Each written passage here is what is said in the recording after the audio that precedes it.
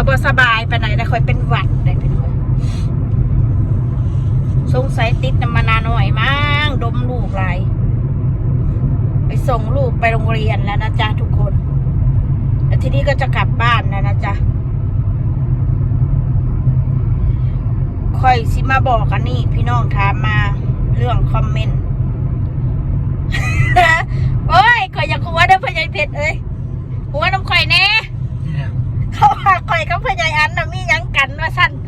ว่าอีโคกว่าสั่นมึงไปนอนกับบักอันติว่าสั่นว่าวให้เราไปทัวร์ให้โอ้ยถ้าเรานอนน้ำข่อยเขาก็สิให้เรานอนดิดอกพุทธะว่าไปทัวร์ที่ตัวแดดดิดอกเจ้าก็ว่าเป็นบ้าเนาะถามเนี่ยมาถามข่อยแบบไปนอนน้ำเราตอนไหนเด้เนาะอย่าไปเบ้าให้เราไปทัวร์อะไรไรว่าเราว่าโอ้ในคลิปประดับก็แล้วก็ไปเล่นน้ำเราเนาะเราเป็นคนดีแท้เห็นว่าเราเป็นคนแบบนั้นเห็นว่าเราเป็นความหมายของข่อยคนแบบนั้นคือว่าเราก็เป็นคนซื่อๆเราเป็นคนซื่อๆคนตกคนคิดยังไงก็ว่าอันนั้นเราสังคนบุมีผิดมีภัยกับภัยเบิ่งคือว่าเราเป็นอะไรทั้งท่านแต่เราก็ได้เป็นอย่างไรจิตใจเราไปเล่นแล้วเราก็เป็นคนดีคนหนึ่งกาแฟคนลอยเลยถ้าไม่ใช่เป็นคนซื่อๆจะเมายังกับเมาเลยว่าไปทัวร์ทีบทัวร์แดนว่ามึงไปนอนกับบักกันนั่นนะตีวาสันบักอันตีวาสันตอนนี้เสาไฟอันนี้เป็นยังไงสงสัยไม่เกิดอุบัติเหตุบสแนนดินเหนื่อยพวกเสียงมาฟังว่าลึกเลยเนาะฉันบอกอยู่นี่คือเสาไฟเลยพี่น้องเห็นมันเหี่ยงลงมากเลยบอกถามเนี่ยบ่ถามเบาเนี่ยบ่เบาเนาะพี่น้องเดี๋ยวคาดเข็มขัดก่อนเด้อว่ายังกับบ่อันบ่เกรงใจข่อยแน่เนาะแล้วบ่มักข่อยดอกเขาสิบอกให้แล้วก็ไปหามีแต่ผู้สาวงามๆไปหาเราเนาะแล้วจะสิมามักคอยบ่แม่นรถไฟนิยม คำถาม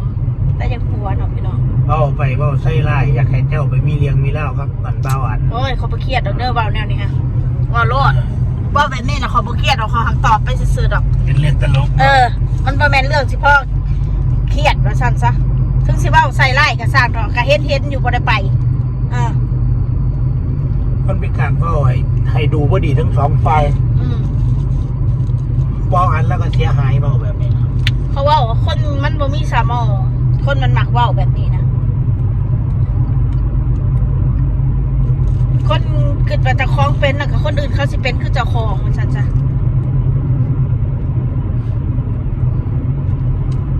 กินกาแฟแล้วไปลองแต่เช้าเลยตื่นแต่ดึกแล้วมื้อนี้ค่ะตื่นตั้งแต่ตี 5พญาเพชรก็เป็นบ้าปุ๊บตั้งแต่ตี 5มื้อเช้าน่ะมาเบิ่งนาฬิกาเว้ยตี 5คอยนอน4 ทุ่มกว่าก็เลยตื่นเด้อตี 5 ครึ่งว่าซั่นก็นอนพร้อมกันหั่นแหละพ่อแม่ลูกเกือบ5 ทุ่มเนาะมาหน้าก็ตื่นแต่เช้า4 ทุ่มกว่าอาบน้ำแต่งตัวไปโรงเรียนขี้มูกก็ยังย่อยสิเลยไปซื้อยาให้ลูกเลยเด้อนี่ยาฆ่าเชื้อเอายาฆ่าเชื้อร้านเขาเปิดหรือยังยิงเรียอยู่9 โมงแล้วเท่าน้อยไปเรียนได้เท่าใหญ่กว่านั้นเท่าใหญ่ก็สิได้เมียนเฮือนเมียนซ่านล่างของนอกของน้ำบริยูอาทิตย์หนึ่งก็คือพีนี่นะเฮือนกันนะแต่ขี้ฝุ่นเต็มอยู่กระดกกระแพร่เพื่อสิไปทำความสะอาดบ้านเลยนี่พี่น้อง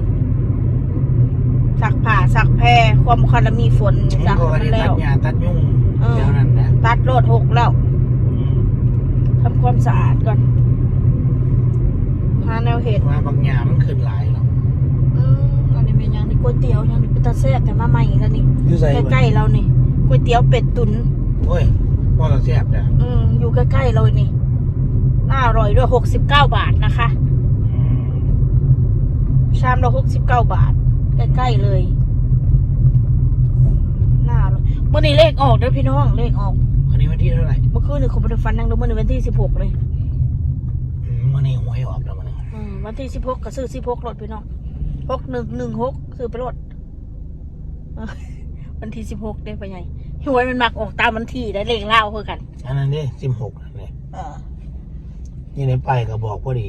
16วันละ16 2 3 8 12โอ้งามแต่ว่าเลขเพิ่ง16 5 6 9 6 เด็ก ซื้อแล้วเด้อพี่น้องซื้อเลขเพิ่ง165696เขาก็สิซื้อคือกัน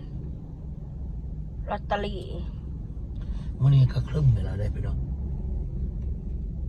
96เขาเห็นอยู่ได้กี่หนึ่งเงินบ่พอซื้อไปแล้ว มีพี่น้องว่าคอยนี่เราคุ้นไปถ้าฟังเล่า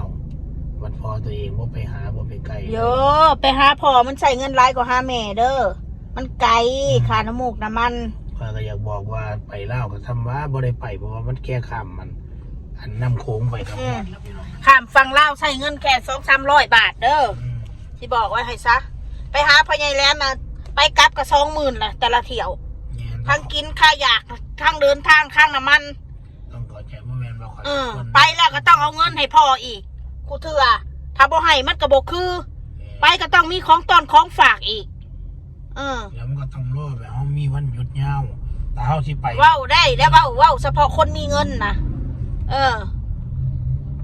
ถ้ามาเฮามีบ่เงินมันก็มีพอได้กินได้ใช้มันบ่พอสิได้ไปมาละเบิดละสิกินหยังละบาดนี้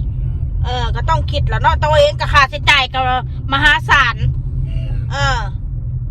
ว่ามันสิเว้าคิดเว้าได้เว้าเอาถ้ามีคือตะกี้นะโอ้ยกูสิพาเลาะเบิ่งประเทศไทยนี่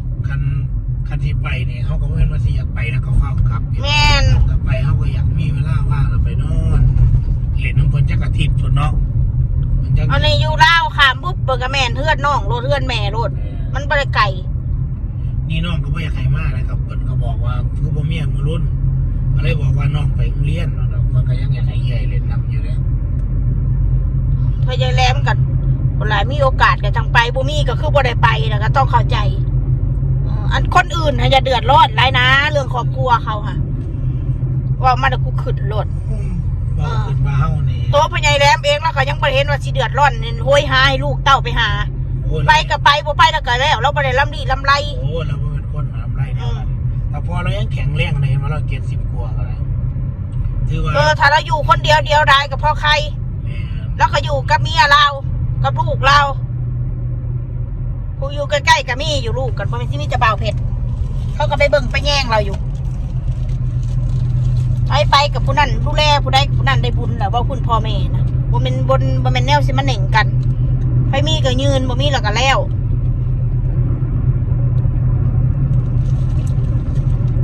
เขาละขอกระลาย